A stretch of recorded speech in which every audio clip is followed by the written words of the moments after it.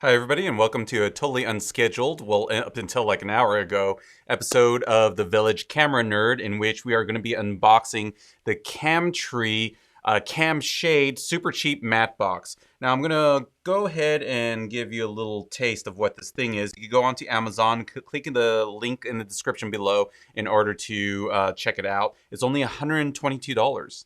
$122 frickin' dollars for a matte box with French flags. It's 104 whatever. Yeah.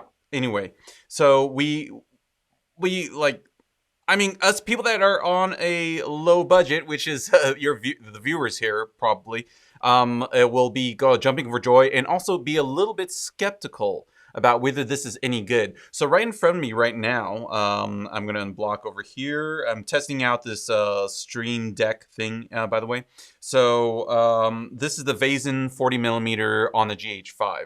So the 40 millimeter, the 1.8x anamorphic will be you'll be getting the first test results as well as our first impressions tomorrow at 1 p.m., which is Thursday. So please hit the reminder on that on my channel, and you will see it. So this is what we'll be rigging it up to. We have a small rig cage as well as a rod's riser in order to get this lens to work. But the thing is that as I'm testing this thing out, it's just a big exposed lens, which is great for flares when you want them. But when the sun is high, you'll get an unwanted kind of whatever flare. So here I have in a very, well, I should say $122 matte box. And I don't know where this was shipping to, but this is actually an in-between box because I'm sure this is coming from like China or something like that.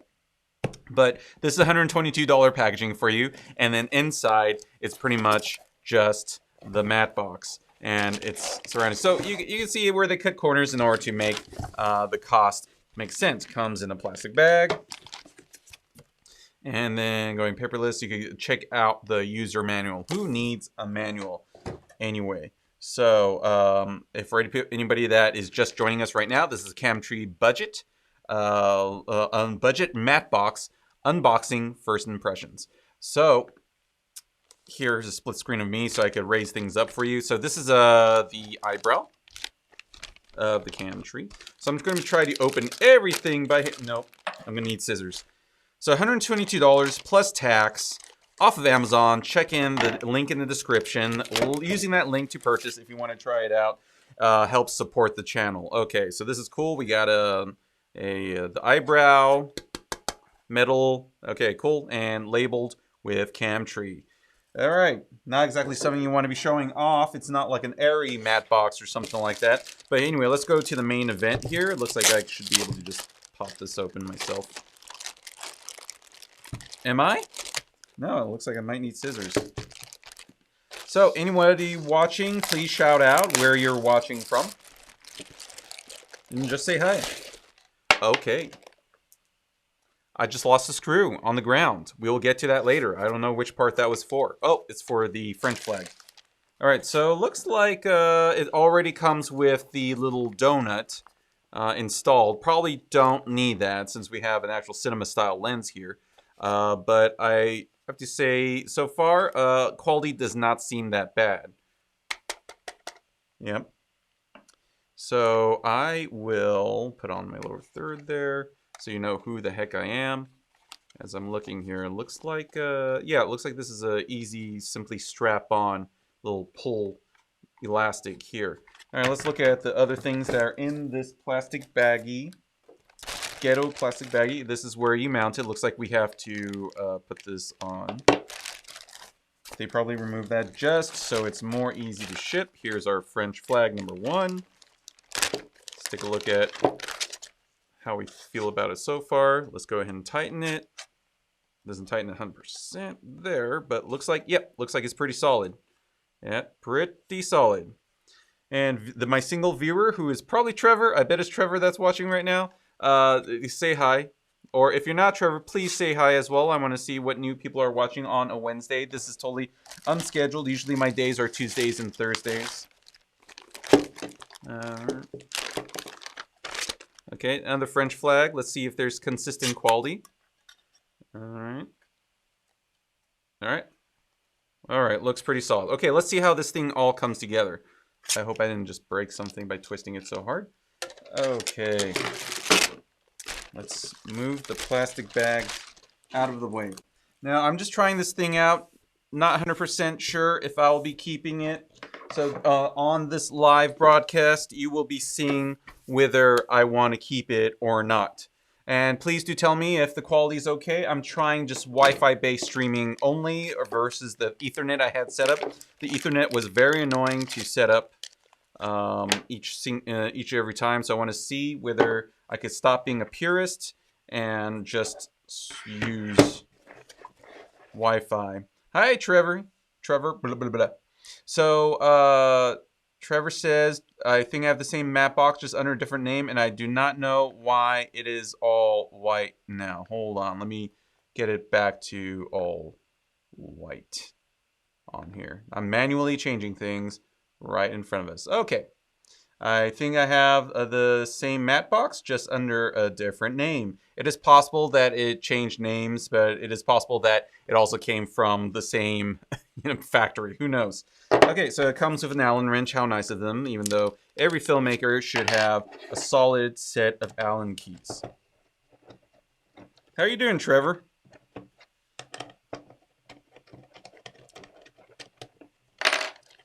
Some assembly required. Wow, these are freaking long screws. And I hope that they're the... Oh, hey, look at that. It's made in India. I'm sure some of you already saw that. I didn't notice until now. Okay, well, that's a refreshing difference from made in China. Not that I have anything against being made in China, as long as it is not crappy in build. I think too many people give the stigma of made in China to be cheap as S. But honestly, there's some pretty good stuff coming out of China as well. Except for the virus, obviously. But then the question does come up of whether it was exactly China that originated or simply spread the worst over there. But I won't get there. That starts to get political. America is just so political about the virus when we should really just be fighting the virus. So I'm just going to ramble as I... Yeah, most CAMTREE stuff are just rebrands anyway. Yeah? Okay, yeah, I haven't looked into CAMTREE ever, really. So, oh yeah, let me throw what Trevor said. Hello, Trevor. Right there. Yeah, I haven't looked into this stuff before. I was actually shopping for bright tangerine because I've seen a lot of my friends like that. A lot of my friends actually go onto sets in which they would likely be using Arri or similar equipment. I'm like the poor man of the group of friends. So, okay, so I'm gonna remove this because we won't be needing it, I think, for this lens right here. Looks like it has a nice red color. I've been looking more at the Tilta Mini Matte Box. I stopped using this. It's bulky on the rods. Okay, all right, yeah, this does feel like it could get bulky. So, which Tilta have you been looking into? Actually, I also looked at the Tilta. The one that I saw was $580. I thought, yeah, you know, let's start low and work my way up in terms of these unboxings and tests. So I would love to know which model that you are looking at and what you think about it. So we're just going to throw this on as is and adjust as we go.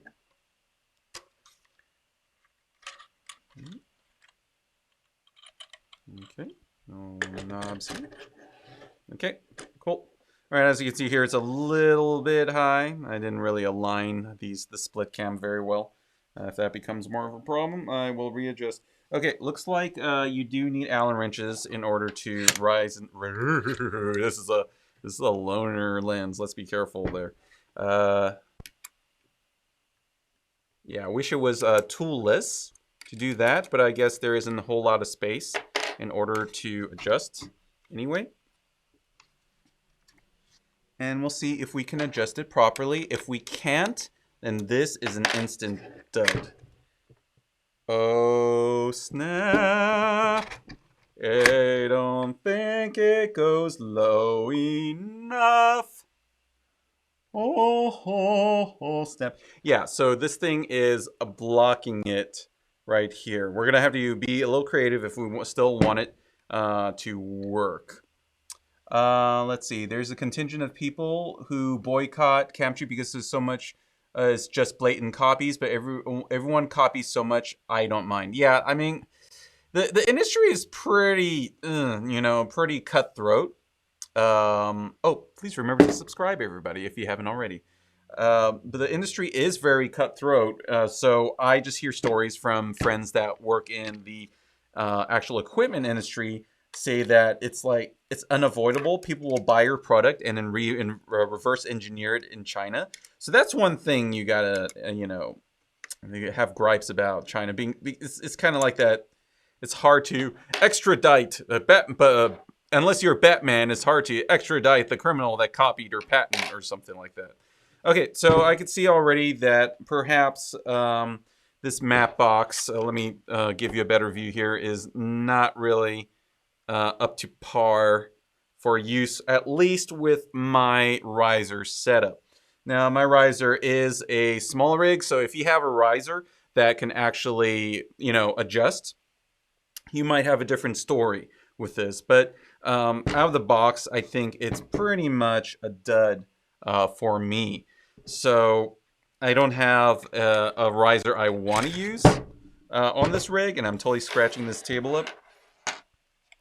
But I think that if you're able to find a way to get it to work, like you have a riser that's adjustable, this is something interesting to try. I'll take a look at other elements. I'll actually assemble the French flags and stuff. And I need that screw that fell down now. I do not want to reveal that I'm not wearing any pants. Woo! I just did. Okay, let's take a look at French flag, and we want to make sure this is all. Yeah, my camera is actually on a riser, Trevor. It's just a bare minimum riser to make it work with the cinema lens. It's a small rig. It's just not adjustable. So here's the riser, and then the cage separate on top. You buy it separately or together, whatever, ever. So let me just go into overhead mode completely, because this is probably going to do better on there. All right. So now we're overhead mode completely. We could try this out. Okay. We see if it's good or not in fit of the actual parts that come with it. All right. How do I feel? How do I feel? How do I feel? How do I feel about... Oh, it's kind of hitting that knob a little bit. Assuming that I'm even putting this on correctly.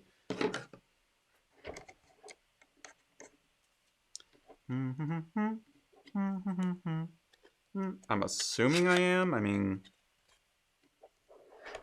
I don't want to have to pull up the manual for crying out loud. What filmmaker with any pride goes straight for the manual?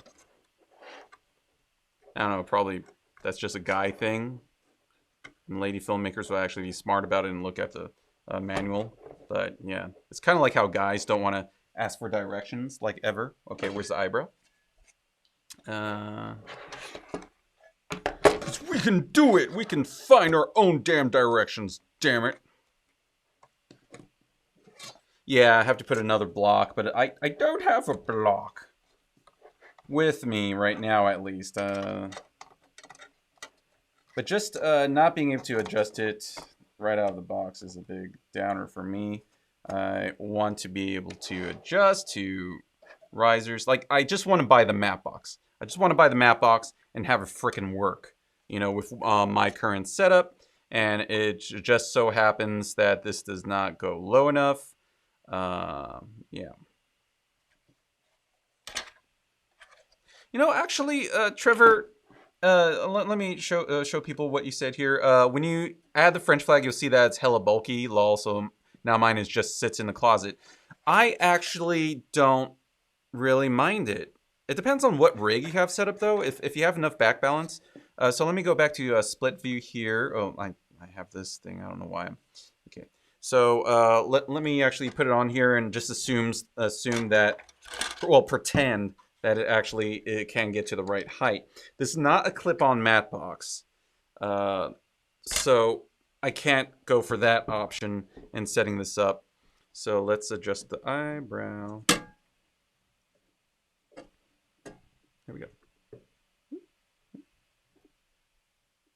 You know what? It's big. It's big. Is that what you meant? It's big. It's not heavy, but it's lightweight. I like how it's lightweight actually. It just adds a little bit of extra front heaviness, but my handle could compensate for it just fine. But it's just yeah, it just doesn't lower enough for it to work with my current riser setup. But overall, I like it. It's just yeah. If you're talking about the size, it is a little like in your face. I don't think I could just run around with this thing. You know, I mean, can any of you, any viewers, can any of you imagine that? Okay, hold on. Let me go into a more open split screen here. Uncrop the split screen. So, and also zoom out on this because we definitely need to zoom out on this damn thing.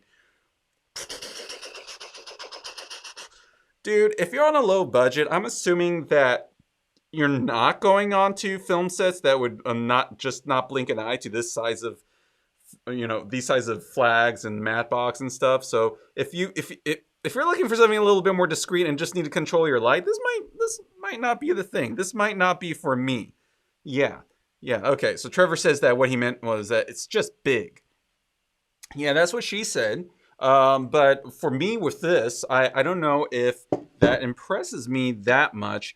Like if I want it to be big and show off to a client and stuff like that, I don't know if it would be with CAMTREE necessarily. It would probably be Arri. Well, actually, showing off to friends would be like, hey, I have an Arri matte box or something like that, or even Croziel.